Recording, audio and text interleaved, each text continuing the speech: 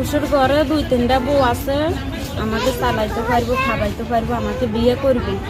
আমাকে বিয়ে করলে আমি তার কাছে বিয়ে বলবো যে আমাকে খাওয়াইতে মানে যার ঘরে বউ আছে তার সাথে যদি সে যদি আপনাকে চালাতে পারে, আপনাকে বিয়ে করতে চায়, জি আপনি তাকে বিয়ে করবেন? জি জি আমি বিয়ে করবো। আচ্ছা, আপনাকে আগে বিয়ে হয়েছিল? জি না, আগে বিয়ে হয় নাই? কেন বিয়ে হয় নাই? বিয়ে হয় না যৌতুক।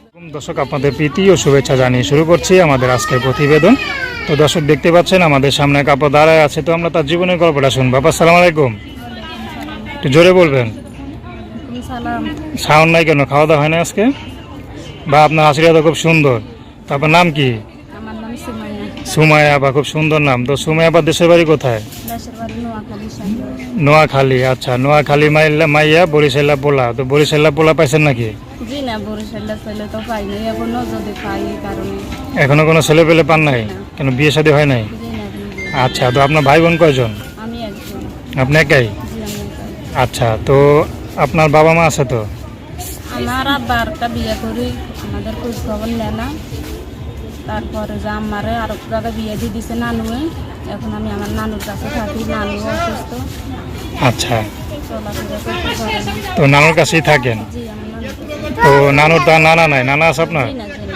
আচ্ছা, তো নানুর কাছে থাকে। নানু তো বয়স হয়েছে মনে হয় নাকি? জি, অনেক তো বয়স হয়েছে, এখন কাজ কাম করতে পারে না, চলাফেরা করতে পারে না। আমি নানুকে দেখতো, নানুকে চালাইতো, খাওয়াইতো।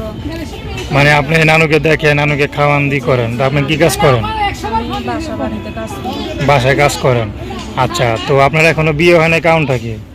বিয়ে হয় নাই, যৌতুক চা মানুষের বিয়ের জন্য আইলে যৌতুকের বিয়ে দিতে পারে না নানু। আচ্ছা, তো এখন মনে করেন কেউ যদি টাকা ছাড়া আপনাকে বিয়ে করতে চায়, আপনি করবেন? জি আমি করব, টাকা ছাড়া বিয়ে করতে চাইলে আমি বিয়ে করব। আচ্ছা, কেন আপনার কোনো আত্মীয় স্বজন নাই যে আপনাকে একটু দেখে শুনে বিয়ে সাথে দিতে পারে? জি না, আমার কোনো আত্মীয় স্বজন নাই, গরিব অসহায় নিরীহ লোক। আচ্ছা, একদম নিরীহ লোক।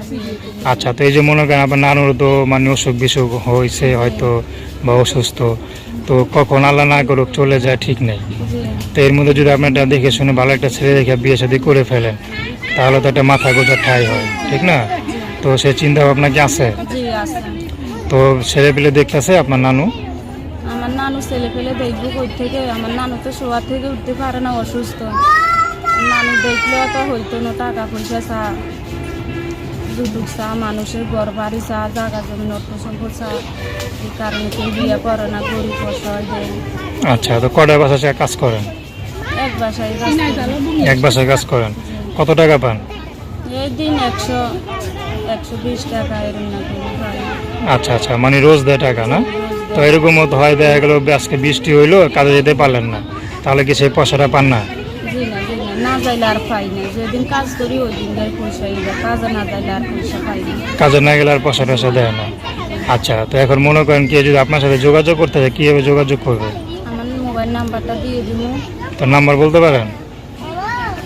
তো দর্শক, আপনারা যদি আপুটির সাথে যোগাযোগ করতে চান, তার নাম্বারটি হচ্ছে 01862182448।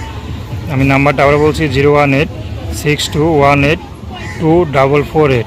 তো এই নাম্বারে ফোন দিলে আপনারা কিন্তু এই আপুটির সাথে কথা বলতে পারবেন। তো দর্শক, আজকে এই পর্যন্তই। আল্লাহ হাফেজ।